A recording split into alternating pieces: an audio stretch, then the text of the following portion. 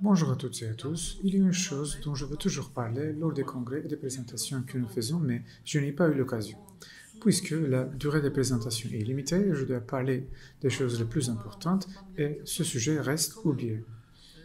Pour une raison quelconque, nos patients n'en demandent pas beaucoup non plus. Cependant, parce que ce problème me reste dans la tête, j'ai dit que je devrais le mentionner quelque part, c'est pourquoi j'ai fait cette vidéo. C'est comme ça. On fait de l'agrandissement du pénis, nous prélevons la graisse de l'abdomen parfois, et nous la prélevons aussi de l'intérieur de la jambe. Et des ecchymoses se forment là où la graisse est enlevée. Ceux qui envisagent de subir une liposuction demandent s'il y aura des ecchymoses, on dit que cela ne se produit pas, cela ne se produira pas si nous le faisons avec cet appareil, etc. Dans la chirurgie d'agrandissement du pénis, des ecchymoses se forment. Pourquoi? Parce que nous ne prenons aucune mesure pour prévenir les ecchymoses. Et pourquoi pas? Regardez. C'est à la fois une vidéo pour les patients et pour mes frères chirurgiens qui pratiquent cette chirurgie, parce que je voulais clarifier certaines choses. Pourquoi les ecchymoses se produisent-elles dans les régions de l'abdomen où nous avons aspiré de la graisse? Tout d'abord, permettez-moi de dire que ce n'est pas une liposuction. La graisse que nous prélevons du ventre est déjà entre 50 et 60 cc, cela n'apporte aucun changement dans l'abdomen. Normalement, lors de la liposuction, un médicament spécial est injecté dans le sérum dans la zone où la liposuction est effectuée. Ce médicament arrête le saignement après un certain temps. Si vous faites une liposuction, 10 ou 12 minutes après l'administration du médicament, il n'y aurait pas de saignement. Le tissu adipeux prélevé est de couleur jaune, le sang y était drainé. Mais nous ne le faisons pas lorsque nous prélevons de la graisse de l'abdomen dans l'agrandissement. Nous ne le faisons pas spécifiquement. Pourquoi? Maintenant, lorsque vous aspirez de la graisse de l'abdomen dans l'agrandissement du pénis, ça nous donne beaucoup d'idées sur la qualité de la graisse. Parfois, la graisse de l'abdomen du patient s'avère très sèche. Vous le filtrez, le filtre ne retient rien. C'est comme une purée de pommes de terre, comme une banane écrasée. Il n'y a pas d'eau qui coule. Si la graisse que vous prélevez est de ce genre, c'est très agréable parce que ça tiendra bien. J'ai vu de tels cas 5 ou 6 ans après la chirurgie, il n'y a pas eu une résorption graisseuse du tout. Cela tiendra pendant encore de nombreuses années. Nous pouvons donc le prédire en voyant la qualité de la graisse. Après la chirurgie, je dis aux patients, je ne pense pas qu'il serait nécessaire de refaire des injections de graisse avant au moins quelques années, parce que le tissu adipeux s'est avéré de bonne qualité. Je dis que le tissu adipeux injecté y persistera pendant de nombreuses années, et parfois la graisse prélevée est trop aqueuse, flottant dans l'eau à l'intérieur de la seringue. Même si nous le filtrons et injectons les parties solides restantes, la résorption sera importante plus tard.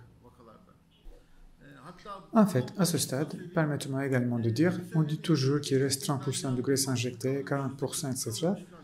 En fait, vous ne pouvez pas donner de tel pourcentage. Tout dépend de la qualité de la graisse de l'abdomen du patient. Le taux de résorption sera à 10%, sera à 50%. Écoutez, je parle des patients que j'ai vus après 6 ans.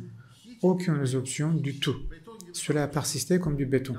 Si la graisse prélevée est sèche dans ce cas, nous prévenons le patient de cela. Ce que nous avons dit s'avère vrai plus tard. Je dis aux patients que la graisse que nous avons prélevée de l'abdomen était de mauvaise qualité, elle était très aqueuse, que nous attendons beaucoup que la graisse se résorbe et qu'il revienne nous voir après 6 mois, 1 an. Je dis que je pense que la majeure partie va se résorber.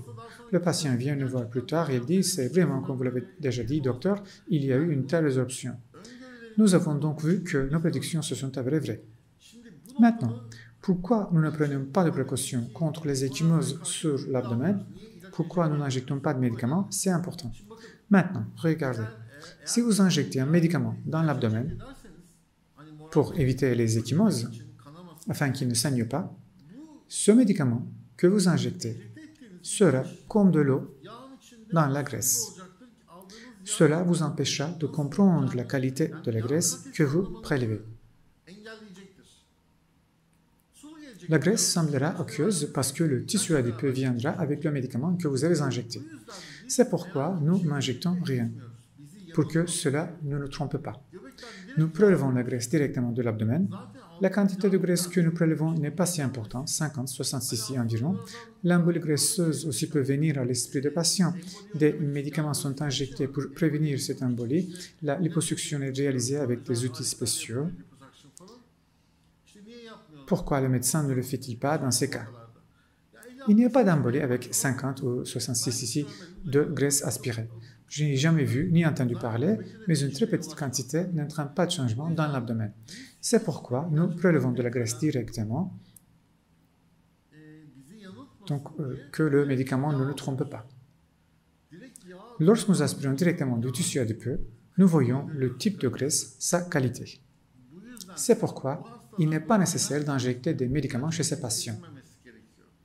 C'est mon avis. D'accord? Quelques ecchymoses se formeront, mais c'est temporaire. Cela prend 10 ou 12 jours, 15 jours au maximum.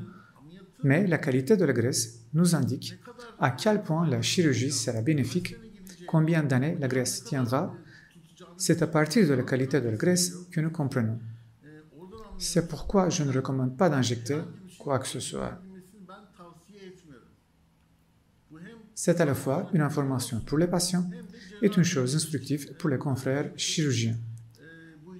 Pour mes confrères débutants dans ce secteur, prélevez la graisse directement sans rien injecter, parce que si vous injectez des médicaments, ça vous embrouille trop.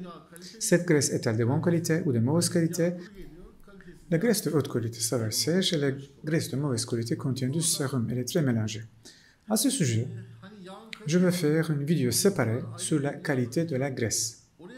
Veuillez la regarder aussi.